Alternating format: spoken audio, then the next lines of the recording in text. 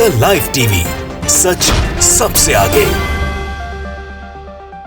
नमस्कार, the live TV देख रहे हैं आप। आपके साथ में हूं आदित्य कुमार। मोदी सरकार और मोदी के मंत्री बार बार ये कह रहे हैं कि जम्मू कश्मीर में हालात बिल्कुल सामान्य हो गए हैं। जम्मू कश्मीर बिल्कुल एकदम कानून व्यवस्था वहां चाक चौबंद है, वहां किसी भी प्रकार की कोई दहशत नहीं है। लेकिन फिर भी उसके बाद एक घटनाएं सामने आ रही हैं। आप देखिए कैसे अभी बडगाम जिले में, बडगाम जिला जो है, वहां पर 12 मई को एक कश्मीरी पंडित कर्मचारी की आतंकवादियों ने सरकारी दफ्तर के अंदर घुसकर हत्या कर दी। अब समझिए कितनी बड़ी वारदात ये है। उसके बाद कल दिन भर उनके घर में शोक जताने वालों का तांता लगा रहा। इतना ही नहीं, कल रात भर इस हत्या के विरोध में राज्य के अलग अलग हिस्सों में विरोध प्रदर्शन भी होते रहे।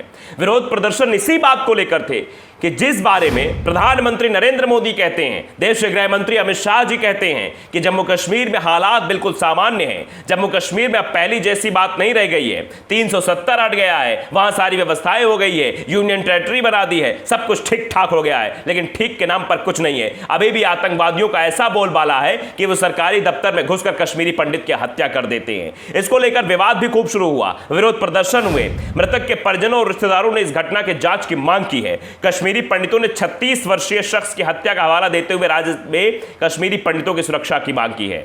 तो कश्मीरी पंडितों पर बात करने वाले लोग आज कहां हैं?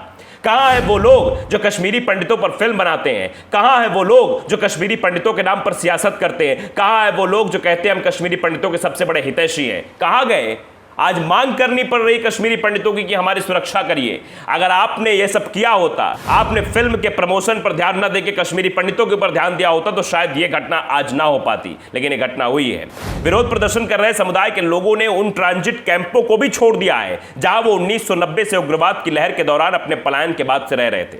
प्रदर्शनकारियों ने सड़कों को अवरुद्ध कर दिया और केंद्र सरकार खिलाफ जमकर नारेबाजी की। आप समझिए वही कश्मीरी पंडित है जो आज सरकार के खिलाफ आवाज उठा रहे हैं, मांग कर रहे हैं सरकार से कि सुनो सरकार, हमारे नाम पर तो सियासत आप खूब कर लेते हो, हमारे नाम पर फिल्में बन जाती हैं, आप प्रचार खूब कर लेते हो, लेकिन कभी हमारे दुख दर्द के बारे में सोचा है आपने?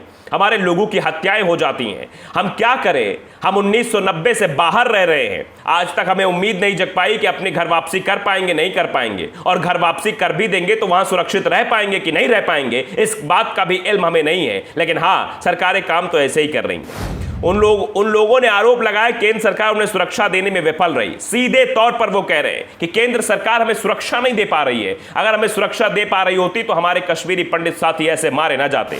आतंकवादियों ने चडुरा शहर में तहसील कार्यालय में घुसकर राहुल भट्ट नामक क्लर्क को गोली मारकर हत्या कर दी। वो राहुल भट्ट कश्मीरी पंडित था। भट्ट को प्रवासियों के लिए विशेष नियोजन पैकेज के तहत 2010 से 11 में सरकारी नौकरी मिली थी, विशेष पैकेज दिया गया था। मृतक के पिता बिटा भट्ट ने जम्मू के बाहरी इलाके में दुर्गानगर स्थित आवास पर कहा उसका शव तुरंत वापस किया जाना चाहिए और इस हत्या में शामिल अपराधियों की पहचान करने के लिए जांच के आदेश दे देनी चाहिए। दरअसल राहुल भट्ट, जो कि चादुरा तहसील कार्यालय में प्रवासी कश्मीरी पंडितों के रोजगार के लिए दिए गए विशेष पैकेज के तहत तैनात किए गए थे। 2010 से 11 में इनको नौकरी मिली थी, यानी मनमोहन सरकार के दरमियान इनको वहां पर नौकरी मिली थी, यूपीए की जब सरकार थी। गोली लगने के बाद श्रीनगर SMHS अस्पताल ले जाया गया, जहां उनकी मौत हो गई।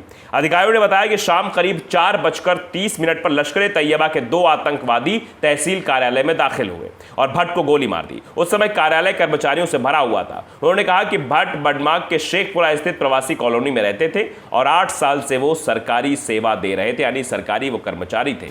आज वो हमारे बीच नहीं है। तो ये किसकी विफलता है? क्या सरकार जो मंचों से दावा करती है या उनके मंत्री मंचों से दावा करते हैं वो सब झूठे हैं, वो सब फरेब है, वो सब दिखावा है, वो सब छलावा है? असल में कश्मीर की हकीकत अभी भी वही है। कश्मीर में अभी भी सुरक्षा के नाम पर कुछ नहीं है। कश्मीरी पंडित लगातार मारे जा रहे हैं, उनके बारे में कौन सोचेगा? कश्मीरी पंडितों पर एक के बाद एक ज्यादती हो रही है। वो परेशान है, हलाकान है, लेकिन उनके सुनने वाला कोई नहीं है। इसीलिए वो सड़कों पर उतर आए हैं। वो कह रहे हैं कि आतंकी टारगेट कर रहे हैं, टारगेट किलिंग कर रहे हैं, टारगेट कर रहे हैं कश्मीरी पंडितों को, लेकिन हमारी सुन कोई नहीं रहा है।